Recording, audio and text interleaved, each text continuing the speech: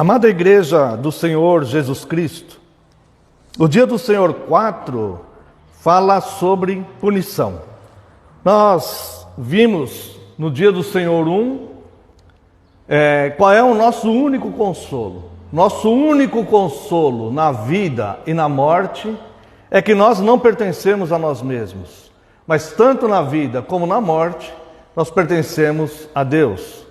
E do Dia do Senhor 2 até hoje, o Dia do Senhor 4, o Catecismo aborda então a grande miséria, como é grande a miséria do homem por causa do pecado que o nosso representante federal, Adão, nossos pais, caíram lá no Éden, que é conhecido teologicamente como o pecado original. E também essa miséria, ela é grande por causa dos nossos próprios pecados, porque não só Adão pecou, como também nós temos pecado diante de Deus. E o texto que lemos em João, capítulo 1, verso 9, na sequência, no verso 10, João diz: se dissermos que não temos pecado, nós o fazemos mentiroso, porque de fato nós temos pecado, e a Bíblia revela, a Bíblia escancara isso, que todos pecaram e destituídos estão da glória de Deus. Então o Dia do Senhor 4 ele vem falar sobre punição. Embora o conceito de algumas pessoas seja aceitar apenas alguns atributos de Deus, como amor e misericórdia, mesmo que o conceito dessas pessoas em aceitarem apenas esses atributos, como amor e misericórdia, quero dizer que a impunidade, ela é um pecado. A impunidade é injustiça. A impunidade, ela causa o mal no mundo. Promover impunidade é promover o mal. Portanto, a justiça e a santidade de Deus exigem punição. Como podemos entender melhor isso? Como entender um Deus que é amor, um Deus que é verdadeiramente misericordioso, trazendo punição aos homens? Como nós podemos entender? A melhor forma de entendermos que a justiça de Deus é relativa à santidade, ao amor e à própria misericórdia de Deus, é nos colocarmos, amados irmãos, no lugar dos injustiçados. Quando somos injustiçados, ou quando nós vemos pessoas injustiçadas, nós pensamos: a justiça tem que ser feita, essa pessoa, ela sofreu uma grande injustiça. Não é justo a impunidade, não é justo que essas pessoas passem por essas injustiças e simplesmente haja impunidade.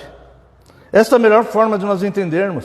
Uma pessoa que sofre uma grande injustiça, seja por opressão do mais forte, ou por crueldade dos maus, seja por irresponsabilidade de alguém que causa uma tragédia, seja por negligência das autoridades e juízes, ou por interesses escusos de outros, essa pessoa pode ter esperança na justiça divina, mesmo que não haja punições na justiça dos homens.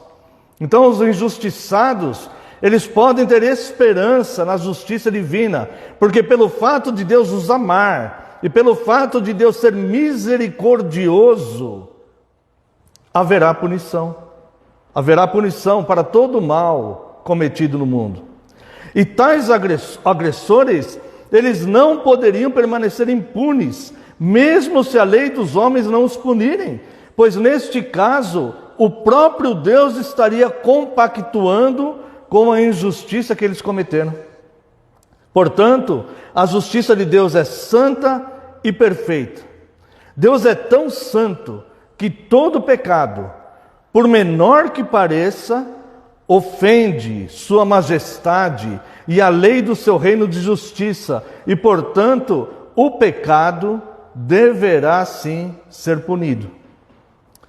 Olhando para esse cenário, nós percebemos que todo pecado cometido no mundo, mesmo os que pareçam sem importância, nos tornam injustos. E a palavra que nos é revelada nas Escrituras sobre nós mesmos é pecador. Somos todos pecadores. Quer pelo pecado original, que o nosso representante federal, Adão, cometeu, quer pelos nossos próprios pecados cometidos ao longo de nossas vidas. Portanto, todo mal deverá ser punido, e isso não nos exclui. Destaco 3 elementos abordados no Dia do Senhor 4, a saber: primeiro, Deus não é injusto ao exigir em sua lei o que o homem não pode cumprir, porque o homem foi criado bom e capaz de cumprir a lei. Ele perdeu essa condição por sua própria culpa.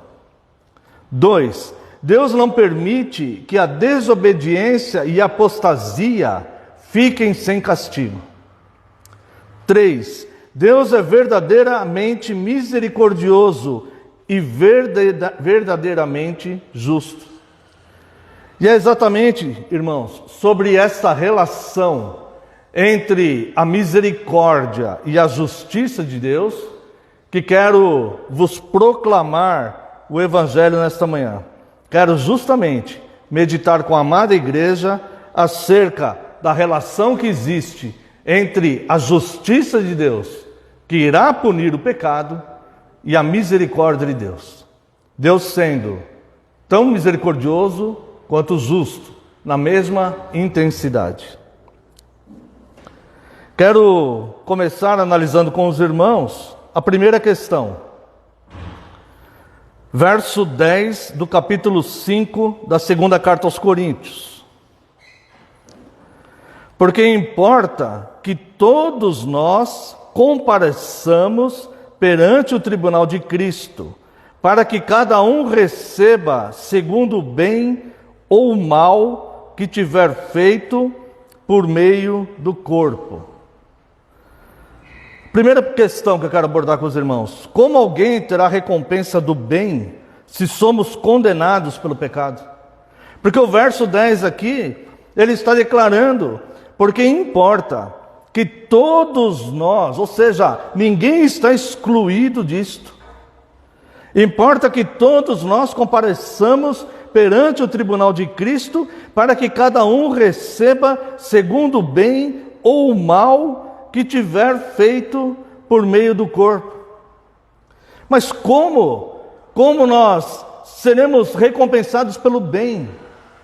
Se quando o nosso representante federal caiu, ele fez com que toda a humanidade também caísse, e nós ficamos condicionados ao mal, e a nossa inclinação é para o mal, e a Bíblia fala que não há um justo sequer, não há quem faça o bem, não há nenhum, pois todos pecaram e destituídos estão da glória de Deus. E agora o apóstolo Paulo aqui para os Coríntios, nessa passagem, ele diz que importa que nós sejamos todos, que todos nós devemos ser submetidos a um tribunal, onde seremos julgados pelo bem ou pelo mal que nós tivermos feito por meio do corpo. Parece um enigma que não tem como se desfazer, pois se somos inclinados para o mal, e se até os nossos atos de bondade eles são imperfeitos, como seremos recompensados? É óbvio, é evidente que seremos condenados pelo mal que nós praticamos. Mas, irmãos, há uma resposta para isso, e a resposta é Cristo, e ela está aqui no verso 17. E assim, se alguém está em Cristo, é nova criatura, as coisas antigas já passaram, e eis que tudo se fez novo. Se alguém está em Cristo, é nova criatura, as coisas antigas já passaram, e eis que se fizeram novas. É necessário que este homem, que é condenado pelo simples fato do pecado original, lá atrás. Ele já é condenado por isso. É necessário que ele seja recriado, que ele seja uma nova criatura, que ele seja repaginado. E como o apóstolo João fala no seu Evangelho, capítulo 1, nós devemos nascer de novo, como Cristo ensinou para Nicodemos. E este novo nascimento só é possível pela vontade de Deus, só é possível pelo poder de Deus, só é possível pela misericórdia de Deus, para que nós não sejamos condenados pela sua justiça, quando nós estivermos diante de um tribunal e sermos julgados pelo bem que fizermos ou pelo mal que fizermos. Somente em Cristo há solução para este grande dilema que joga o homem num profundo poço de miséria espiritual, pois todos, sem exceção, a igreja está incluída, todos pecaram e destituídos foram da glória de Deus. Mas em Cristo nós nos tornamos uma nova criatura, e eu quero convidá-los a ler em Efésios capítulo 2, carta do apóstolo Paulo aos Efésios, capítulo 2, versos de 1 a 3. Ele vos deu vida, estando vós mortos nos vossos delitos e pecados.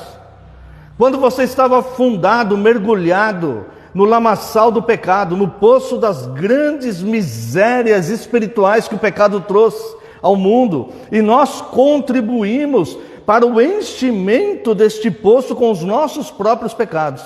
Fomos lançados pelo pecado de Adão e contribuímos com o enchimento deste poço de suas impurezas com os nossos próprios pecados.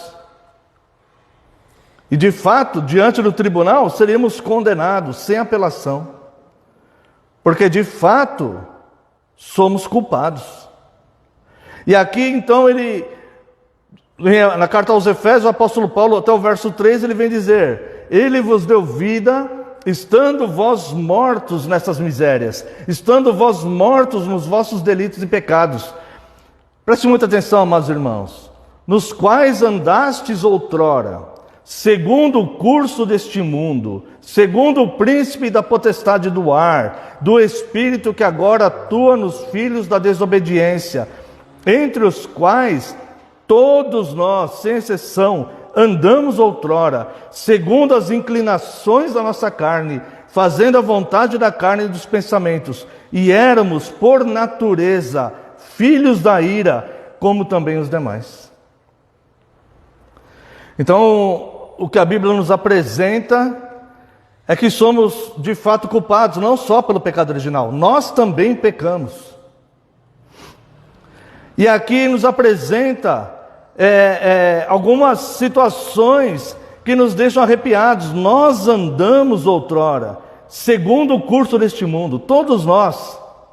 Toda a inversão de moral que o mundo nos apresenta, toda a possibilidade de levar uma vantagem ilícita em alguma coisa, toda a tentação da carne, ou seja o que for, nós andamos segundo esses padrões outrora.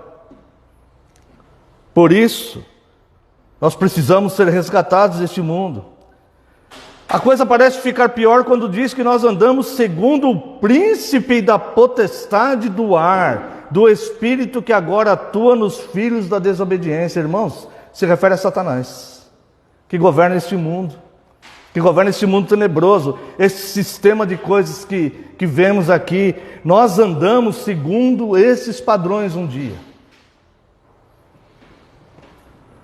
E terceiro, governados por nós mesmos.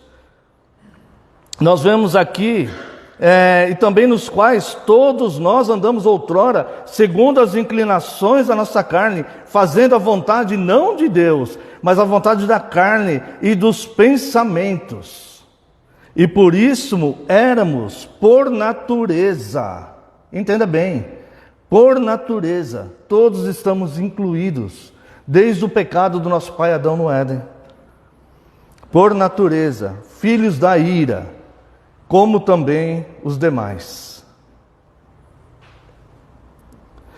Mas a palavra nos diz lá no texto de 2 Coríntios capítulo 5, no verso 17, que agora nós estamos em novidade de vida, que agora nós somos novas criaturas, e nós andamos segundo os bons padrões e os bons propósitos de obras que o próprio Deus preparou de antemão para que nós pudéssemos andar nelas. Perceba a misericórdia vencendo a justiça. Embora Deus seja tão misericordioso quanto justo, na mesma intensidade, perceba aqui como Deus preza mais a misericórdia do que o juízo. Perceba isso. O próprio Deus, então, prepara boas obras de antemão para que nós andássemos nela. Porque você lembra? Todos compareceremos diante do tribunal para sermos julgados pelo bem ou pelo mal que fizermos no mundo. E o próprio Deus, em Cristo, através de Cristo, resolve esse dilema. E eu te convido a ler aqui mesmo em Efésios, capítulo 2, verso 10. Pois somos feitura dele.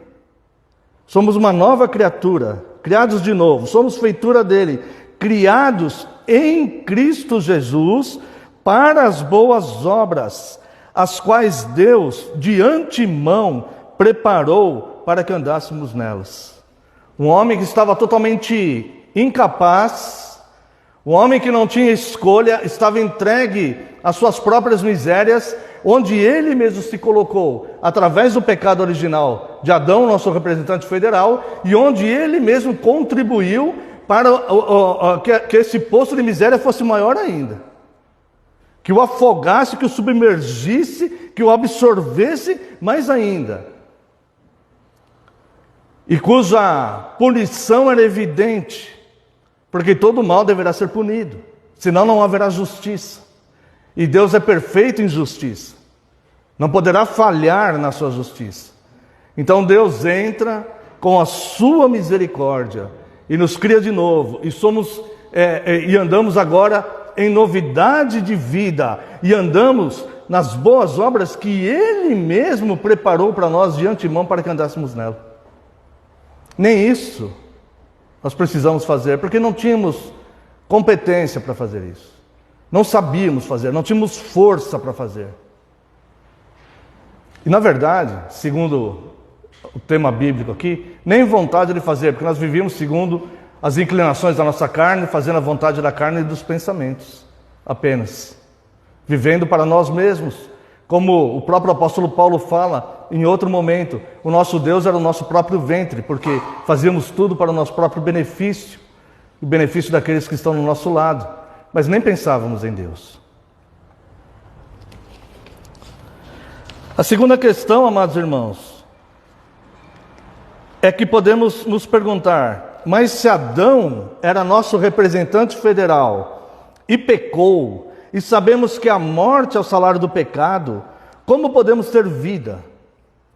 A resposta também é Cristo. Temos vida por meio de Cristo. Nesse texto que nós estamos analisando aqui de 2 aos Coríntios, capítulo 5, os versos 14 e 15. Pois o amor de Cristo nos constrange. Por que diz que o amor de Cristo nos constrange? Porque Ele fez tudo por nós. Ele nos libertou. Ou seja, como nós vamos estudar no dia do Senhor 5, teremos que ser... O nosso pecado vai ter que ser punido, ou por nós mesmos, ou por alguém. E sabemos que foi por Cristo. E vamos estudar isso, se Deus nos permitir, no próximo domingo. Mas entenda, pois o amor de Cristo nos constrange, julgando nós isto: um morreu por todos, logo todos morreram. Aconteceu assim com Adão. Adão pecou, logo todos pecaram. Adão morreu espiritualmente, logo todos morreram. Agora Deus então, Ele faz um novo pacto federal, dessa vez com o seu próprio Filho. Por isso foi necessário o próprio Deus se tornar homem, se formar um de nós, para fazer um pacto em nosso nome, por nós, sendo um representante legítimo da humanidade, pois nasceu de mulher. E é então este amor que nos constrange, Pois nós devemos julgar isto: um morreu por todos, logo todos morreram. E ele morreu por todos, para que os que vivem não vivam mais para si mesmos, mas para aquele que por eles morreu e ressuscitou. Então só é possível que nós vamos ressuscitar para a vida, só é possível que nós não vamos ser condenados com o mal, só é possível nós sermos absolvidos por bons atos, porque Cristo morreu e ressuscitou por nós. Por isso ele é o primogênito dos mortos, ou seja, o primeiro que ressuscitou e está no céu em corpo, e ele está presente com as suas duas naturezas, humana e divina. Então, foi a única maneira de nós alcançarmos vida. Então nós podemos alcançar vida também por Cristo. Ele morreu por nós, para que, mortos em sua morte, pelo pagamento dos nossos próprios pecados, tenhamos vida nele, para vivermos para ele, segundo o texto sagrado que estamos analisando. E viver para ele implica buscar santificação e buscar as boas obras, uma boa conduta diante de Deus e dos homens. Sabendo primeiramente isto, irmãos, vamos ler aqui a partir do verso 1 do capítulo 5. Sabemos que se a nossa casa terrestre deste tabernáculo se desfizer, temos da parte de Deus um edifício, casa não feita por mãos, eterna nos céus. Qual é o nosso único consolo na vida e na morte? Que não pertencemos a nós mesmos. Então, sabemos disso, que se a nossa casa terrestre, deste tabernáculo, se desfizer, temos por parte de Deus um edifício, casa não feita por mãos, eterna nos céus.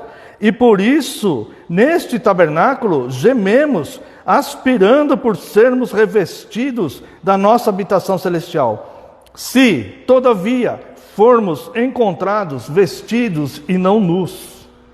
Guarde esse verso 3 aqui. Se de fato nós estamos revestidos de Cristo e não vivendo segundo os padrões do mundo, as inclinações da nossa carne e a força dos nossos pensamentos, muito menos segundo o príncipe da potestade do ar. Verso 4: pois na verdade, os que estamos nesse tabernáculo gememos angustiados, não porque queremos ser despidos, mas revestidos, para que o mortal seja absorvido pela vida. Lembre-se disso. Ora, foi o próprio Deus quem nos preparou para isto, outorgando-nos o penhor do Espírito. Espírito Santo. Temos, portanto, sempre bom ânimo, sabendo que, enquanto no corpo, estamos ausentes do Senhor, visto que andamos por fé e não pelo que vemos. Entretanto, estamos em plena confiança, preferindo deixar o corpo e habitar com o Senhor. E por isso que também nos esforçamos, quer presentes, quer ausentes, para lhes sermos agradáveis. Pois importa que todos nós compareçamos ao tribunal de Deus, e essa parte nós já lemos. Agora, aqui o verso 4 de novo. Pois na verdade, os que estamos nesse tabernáculo gememos angustiados, não porque queremos ser despidos, mas revestidos, para que o mortal seja absorvido pela vida. O princípio da ressurreição, ele não depende da vontade do homem, nem da força do homem, nem das ações do homem, nem da bondade do homem, nem da fidelidade do homem, nem da fé do homem. O princípio da ressurreição depende da autoridade de Deus.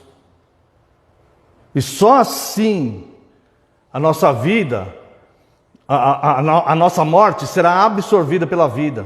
Irmãos, isso já acontece no mundo físico que Deus criou. Uma semente deve morrer para que nasça dela vida, frutos, grãos, e folhagens e etc. Esse é o mesmo princípio. Mas ele depende da autoridade de Deus. Portanto, é necessário nós nos tornarmos por Cristo uma nova criatura. É necessário nós nascermos de novo, conforme Cristo ensina para Nicodemos. E este nascimento não é segundo a vontade do homem, mas é segundo a vontade de Deus que determina isto.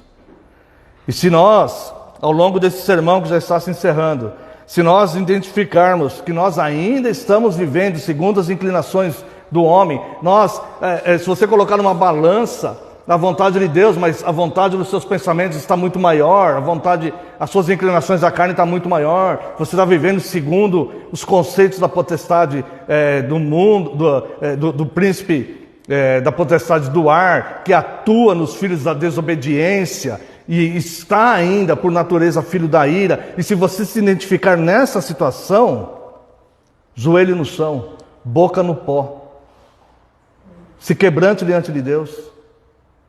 Senhor, eu me abomino, como eles faziam mesmo no Antigo Testamento, bata no peito. Se você tiver um tapete empoeirado, joga poeira em cima de você, bota a boca no pó, beija o chão, se quebrante diante de Deus e fala: Senhor, eu me abomino, porque eu sou pecador, me faça uma nova criatura, quero viver segundo os seus padrões. Peça a Ele, quem sabe terá misericórdia de ti, mas faça isso. Se quebrante, com toda humildade e honestidade diante de Deus. E a terceira questão, amados irmãos, como podemos então sermos participantes da vida em Cristo? A resposta é: pela submissão ao próprio corpo de Cristo, pela submissão ao próprio Cristo, que é possível pela reconciliação com Deus por meio dele mesmo. Aprove a Deus nos reconciliar com Ele mesmo, com o próprio Deus, por meio de Cristo. Veja aqui o verso 18 do capítulo 5, de 2 aos Coríntios. Ora, tudo provém de Deus. Tire o homem do trono. Se você está colocando o homem no trono, no direito de tomar as decisões da sua vida, saia do trono. Apenas clame por Ele misericórdia. Desça do trono, deixe Ele reinar na sua vida e no seu coração, porque tudo provém de Deus. Ora, tudo provém de Deus, declaração bíblica, que nos reconciliou consigo mesmo por meio de Cristo e nos deu o ministério da reconciliação. A saber, que Deus estava com Cristo reconciliando consigo o mundo, não imputando aos homens as suas transgressões, e nos confiou a palavra da reconciliação. A palavra da reconciliação é esta, que está sendo apresentada, tanto para mim como para você. De sorte que somos embaixadores em nome de Cristo, como se Deus exortasse por nosso intermédio. Em nome de Cristo, pois rogamos que vos reconcilieis com Deus. Nós rogamos, reconcilieis com Deus. Esta é a mensagem da igreja. A mensagem da igreja não é que Deus vai curar todas as suas doenças, que Deus vai te fazer rico, empresário, milionário, que você vai comprar carro do ano, que você não vai ficar doente. Essa não é a mensagem do Evangelho.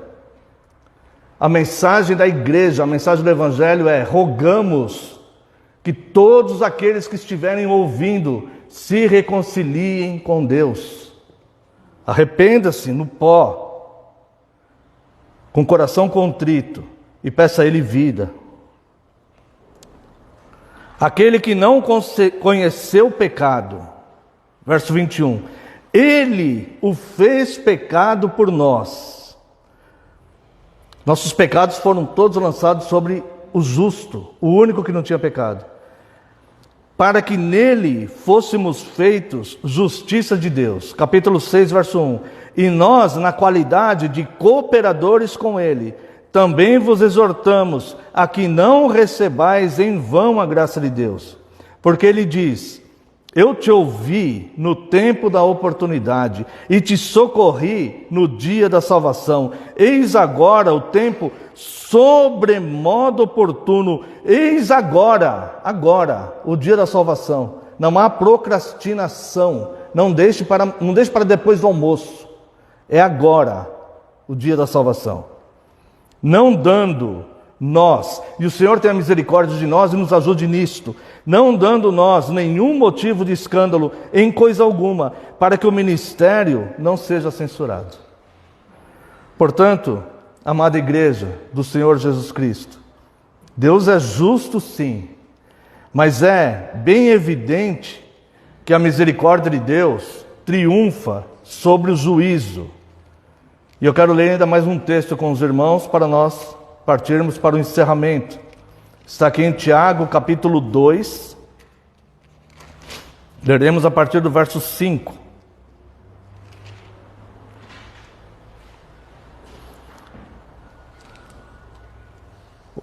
Ouve, meus amados irmãos, não escolheu Deus os que para o mundo são pobres, para serem ricos em fé e herdeiros do reino que ele prometeu aos que o amam? Entretanto, vós outros menosprezastes o pobre. Não são os ricos que vos oprimem, e não são eles que vos arrastam para tribunais? Não são eles os que blasfemam o bom nome que sobre vós foi invocado? Se vós, contudo, observais a lei régia, segundo a Escritura, amarás o teu próximo como a ti mesmo, fazeis bem. Se todavia, lembra as boas obras que Deus preparou de antemão para nós? Se todavia fazeis acepção de pessoas, cometeis pecado, segundo arguidos pela lei como transgressores, sendo arguidos pela lei como transgressores. Pois qualquer que guarda toda a lei, mas tropeça em um só ponto, se torna culpado de todos. Portanto, aquele que disse, não adulterarás, também ordenou, não matarás. Ora, se não adulteras, porém matas, vens a ser transgressor da lei.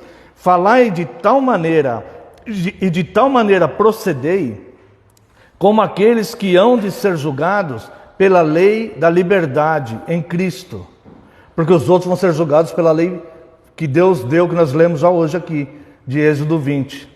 Nós seremos julgados pela lei da liberdade em Cristo. Agora presta atenção ao verso 13. Porque o juízo é sem misericórdia para com aquele que não usou de misericórdia. A misericórdia triunfa sobre o juízo. Vos apresento então esta inter-relação entre a justiça de Deus e a sua misericórdia. E eu afirmo, sem medo nenhum de errar, ou estaremos naquele dia na misericórdia de Deus, seremos tratados com a misericórdia em Cristo, ou seremos tratados sem misericórdia, porque seremos julgados pela lei que aponta o pecado, e nós transgredimos a lei porque somos pecadores. Não há uma terceira, está em moda hoje falar terceira via, né? Não há uma terceira via nisso. Ou seremos julgados pela misericórdia, estando em Cristo, ou seremos julgados sem misericórdia, pelo poder severo e rigoroso da lei que nos condenará. Agora, pois, Santa Igreja de Cristo e ouvintes, eu vos proclamo um chamado: submeta-se à liberdade de Cristo, afastando-se da sujeição do pecado e da condenação da lei, entregando-se à maravilhosa e doce reconciliação por meio de Cristo, a qual Deus nos reconcilia consigo mesmo, e viva essa novidade de vida, desfrutando os benefícios de ser uma nova criatura em Cristo. E eis que as coisas velhas já passaram e tudo se fez novo. Amém. Quero convidar a amada congregação, se coloque em pé.